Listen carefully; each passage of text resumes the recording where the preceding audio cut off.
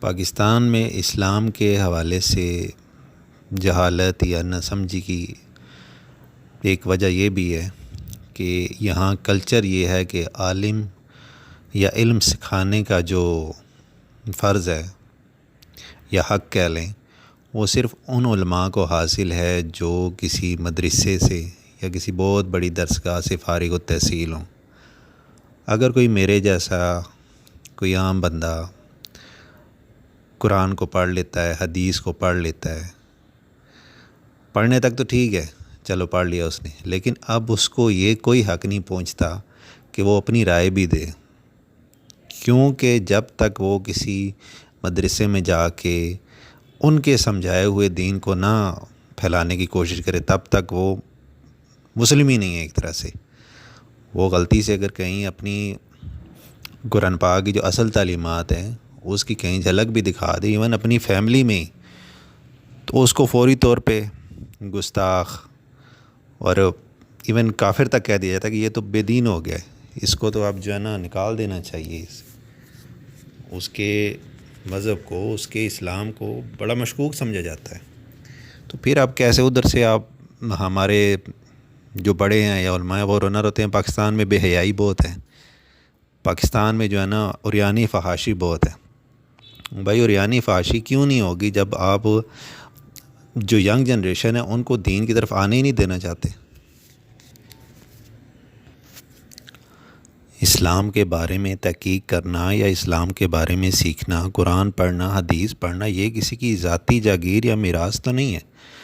جب اللہ تعالیٰ نے قرآن میں یہ کہہ دیا کہ ہم نے دین کو، قرآن کو سمجھنے کے لیے آسان کر دیا ہے، تو وہاں یہ کہیں نہیں اللہ تعالیٰ نے کہا کہ یہ دین جو ہے نا صرف علماء کے تھرو حاصل کرو گے تو ہی آسان ہوگا۔ ہر بندے کے لیے دعوت ہے یہ، لیکن ہمارے کلچر کہہ لیں یا ہماری اوپر یہ ایک آزمائش کہہ لیں کہ غلطی سے بھی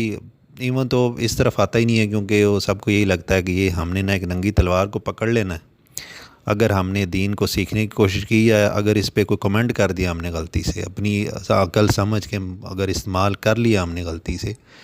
تو ہمارے لیے تو رہنا مشکل ہو جائے گا، اپنے خاندان میں ہی رہنا مشکل ہو جاتا ہے اس بندے کے لیے جو دین کو سمجھ لے اور اس پہ اپنی رائے بھی دے دے۔ یہ میں کسی فرقے کے حوالے سے یا کسی مخصوص بندے کے حوالے سے بات نہیں کر رہا، یہ ایک عام ہمارا کلچر ہے۔ جب تک یہ کلچر ختم نہیں ہوگا،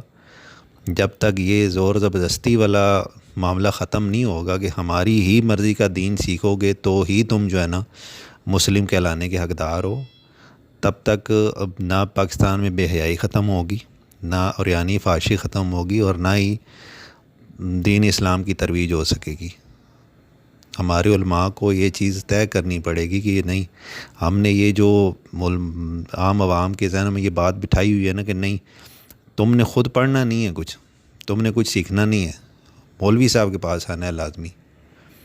تب تک جو ہے نا اسلام میں مولوی کرچل تو ہے ہی نہیں۔ اسلام میں تو ہر بندے کو اسلام آنا چاہیے، ہر بندے کے پاس قرآن پاک کا، حدیث کا علم ہونا چاہیے۔ یہی تو فرق ہے ہم میں، عیسائیوں میں، یہودیوں میں، یہی فرق ہے۔ تو خدا را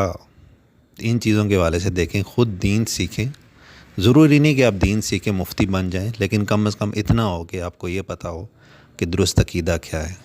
ہمیں یہ کوشش کرنی چاہیے۔ میں خاص طور پہ نوجوانوں سے اپیل کروں گا کہ وہ اس طرف آئیں اور کوشش کریں خود دین سیکھنے کی، تاکہ ہماری جو، ہم تو نہیں تو ہماری جو آنے والی نسل ہے کم از کم وہ تو دین سے جڑی ہوئی ہو نا۔ جزاک اللہ۔